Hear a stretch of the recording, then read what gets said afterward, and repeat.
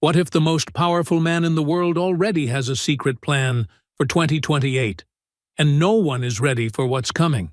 That is exactly what California Governor Gavin Newsom warns in his intense sit-down with Stephen Bartlett on the Diary of a CEO. This isn't just a chat about politics.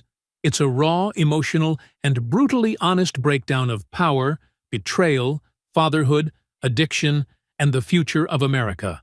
Across 10 punchy takeaways, Newsom reveals dark truths about Trump's strategy, the real crisis facing young men, and the personal moments that changed his life forever. Let's dive into the 10 takeaways that will challenge what you think you know. Takeaway 1. Trump's 2028 plan is real. Gavin Newsom says the idea that Donald Trump is planning for 2028 is not a theory, but something already in motion. He warns that Trump and his allies are quietly working to control elections, bend the law, and hold on to power far beyond what most Americans expect. Newsom says they are not waiting for another campaign. They are changing how the system works now, including efforts to weaken legal institutions, plant loyalists in key positions, and spread false messages to the public. He calls this a dangerous game that is slowly poisoning the country. Newsom also shares that people close to Trump have sent warnings to him directly, telling him to watch his back. This is not about usual election tactics. He compares it to watching someone cheat during a game and then change the rules so they can never lose again. According to Newsom, this is not politics as usual, but a direct threat to democracy. And that is just the beginning of what's at stake. Takeaway 2. Trump has changed politics forever. Newsom explains that Trump is not just planning to be in office after 2028. He is reshaping what it means to be a political leader. Trump does not care if he is loved or hated. He just wants to be the center of attention. He is willing to insult, attack, and break rules to keep the spotlight. Newsom recalls working with Trump during the COVID pandemic and says Trump was strangely polite in private, but ruthless in public. He believes Trump is now more dangerous than ever, acting without limits or respect for the law. Imagine a teacher who stops following the school rules and then tells all the students to do the same. That is how Newsom sees the influence Trump has over America now. The system of checks and balances, which was created to keep leaders honest, is being ignored. Newsom calls it a slow collapse of everything that once made America stable, which brings us to the person who might try to stop him. Takeaway 3. Newsom might run in 2028. When asked directly if he wants to be president, Newsom does not dodge the question. He says he would be honored to serve if the moment is right. He makes it clear that he is not chasing power for the sake of ego. Instead, he wants to feel that he can actually help people in a way no one else can. After surviving a recall and dealing with non-stop political attacks, he says he feels stronger, more motivated, and more ready than ever before. It is like a player who gets injured mid-season, but trains harder and comes back stronger. Newsom says he is running a 110-yard dash, not slowing down at the 90-yard mark. He does not confirm a 2028 run, but everything he says points to a serious possibility. And his past battles with Trump are far from over. Takeaway 4. Newsom exposes Trump's intent. Newsom pulls back the curtain on his private conversations with Donald Trump. He says that even though Trump attacks him publicly and calls him names like new scum, he is oddly friendly in private. Newsom recalls how Trump told him to call any time, even handing him a personal phone number. But this fake politeness hides a much darker plan. Newsom believes Trump enjoys playing both sides. He acts kind while plotting to take down anyone who threatens his power. It reminds Newsom of a bully who smiles to your face but trips you when no one is looking. These moments are not small talk. They reveal a calculated strategy to appear likable while doing harm behind the scenes. And Trump is not the only one hiding something. Takeaway 5. The Epstein truth is hidden. Newsom brings up a topic many leaders avoid. He questions why the full Epstein files have never been released and points fingers at the people protecting that information. He mentions how Elon Musk tweeted that Trump might be on the Epstein list, and how shortly after that list seemed to vanish. Newsom says this pattern shows how powerful people use distractions to shift public attention. The Epstein case, he says, is not just about one criminal. It is about a system that protects the rich and powerful while ignoring justice. Imagine if your teacher let one student cheat on every test and then covered it up. That is how Newsom sees the current political system. And while the powerful play games, real problems are being ignored. We're halfway through the video. Thanks for sticking with us.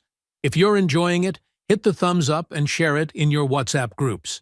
If you'd like to support us, please tap the thanks button below. It helps us keep making great content. Drop a comment and don't forget to hit subscribe for more. Now let's continue with the video. Takeaway 6. Democrats lost young men. Newsom admits that his own party, the Democrats, have failed young men in America. He says leaders are scared to talk about men's issues because they fear backlash. But the reality is young men are in trouble. They feel left out, unheard, and unwanted.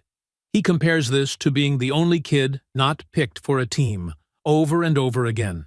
And eventually, they stop showing up to play.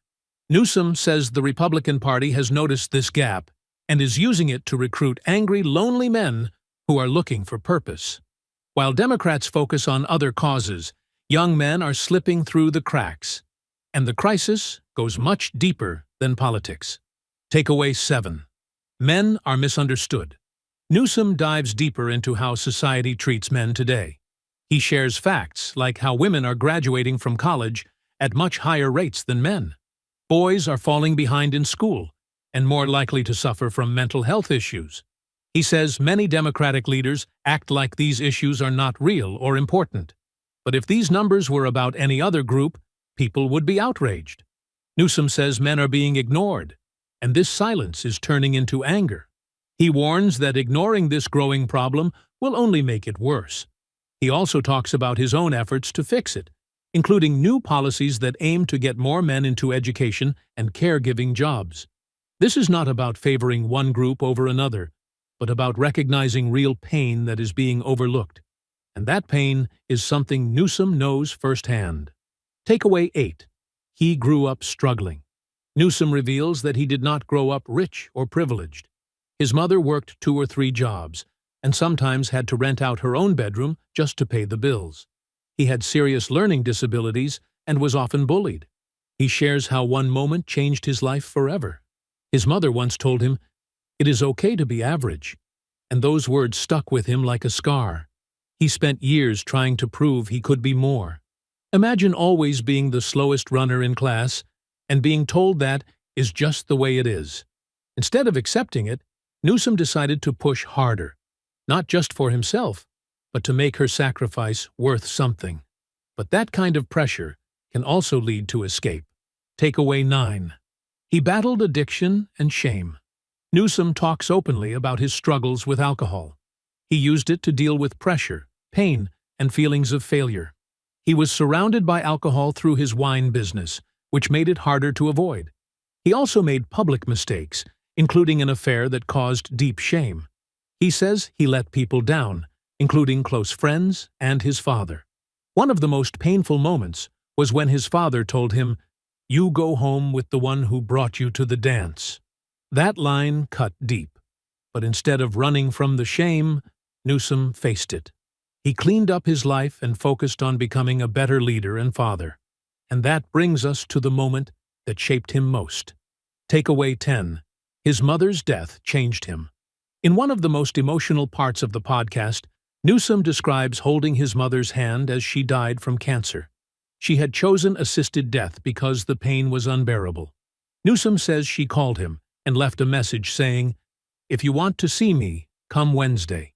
Thursday, I will be gone." That message crushed him. On her final day, they sat together looking at old photos of their family. Her last words to him were, "Don't forget me." Newsom never has. He started a cancer foundation in her name and often thinks of how hard she worked for her children. He says he never understood her sacrifice until he became a parent himself. Now, he wishes more than anything that she could see his kids and the man he has become. This conversation was not about headlines or quick sound bites. It was about truth, pain, power, and hope. Gavin Newsom is not just a politician. He is a man shaped by hardship, driven by purpose, and determined to fight for what he believes is right. Whether or not he runs in 2028, his warning is clear. The game is being rigged, and if we don't pay attention, we may not recognize our country when the next election comes. So now ask yourself, are you ready for the plan that no one is ready for? Thank you for watching. If you'd like to support this channel, hit the thanks button below. It really helps us keep going. If you enjoyed this summary, please leave a like and share it in your WhatsApp groups. To join discussion about this video, drop a comment below. And for more videos like this, hit the subscribe button below.